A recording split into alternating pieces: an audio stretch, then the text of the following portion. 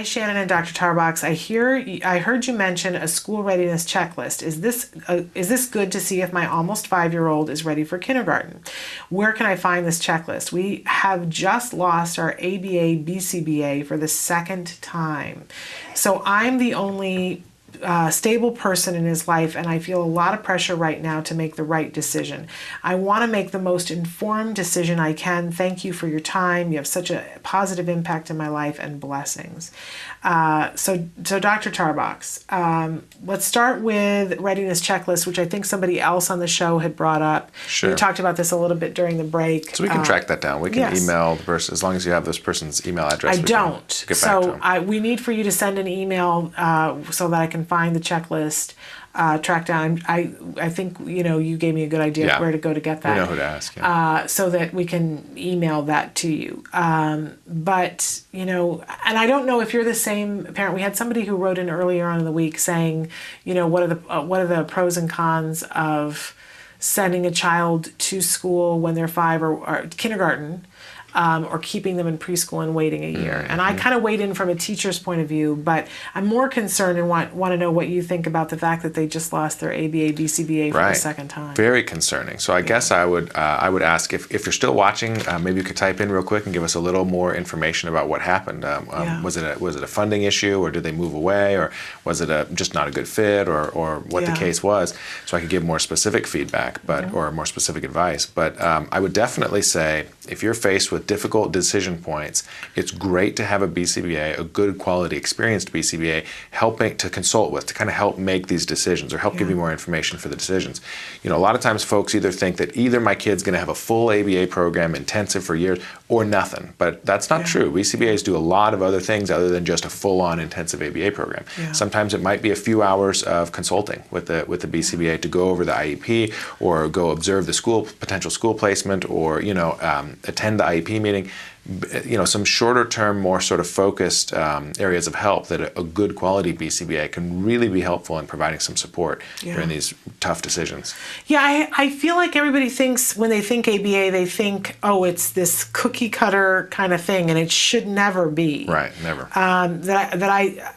We talk all the time about what is a hallmark of good quality ABA. It should never be a cookie cutter thing of this is what the program is. It's this way for everyone. We're inflexible about it. It's this many, hours of this and that, and we do it in this order. It shouldn't be that. I think, when people talk about we know, and we talk all the time about the science that shows that for young kids that there is a clear-cut amount of hours that we want to hit. Right. But within those hours, different things happen. Absolutely. And outside of that window, it gets a lot more flexible even than that. Right. But her child is almost 5, so she's still in that window. Right. And the one thing I want to say is that how important it is for you to still be getting ABA in that window. Right. But really, I would be saying that if she said the child was 7.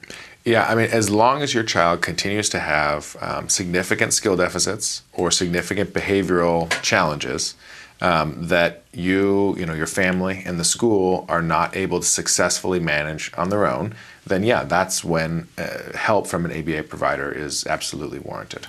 Okay, so she is in the space of making the decision. We're going to find her the checklist, but do you have any opinions about when you have a client that is of any age, what kinds of things are you looking at to say, I think that it's a good mix for this child to be in kindergarten? Right. So, it's really tough to generalize because every kid is so different. Right. And frankly, every classroom and every teacher is so different. But the things that I'm looking for are sort of readiness skills. So things like, can the child sit for at least a few minutes at a time? And can the child pay attention, whether it's paying attention to the teacher during circle time or during classwork, whatever it is?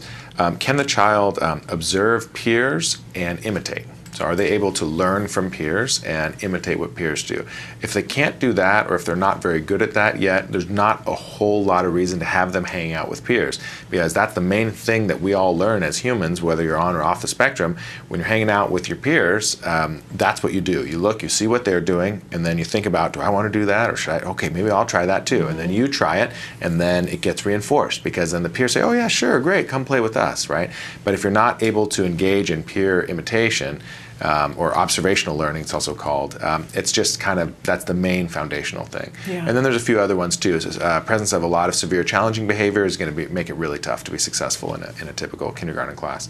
But then also things like I would say sort of the openness and the flexibility of the teacher and maybe the leadership, if you're meeting with the principal, in terms of being flexible for accommodations and customizing what's going to happen in that classroom.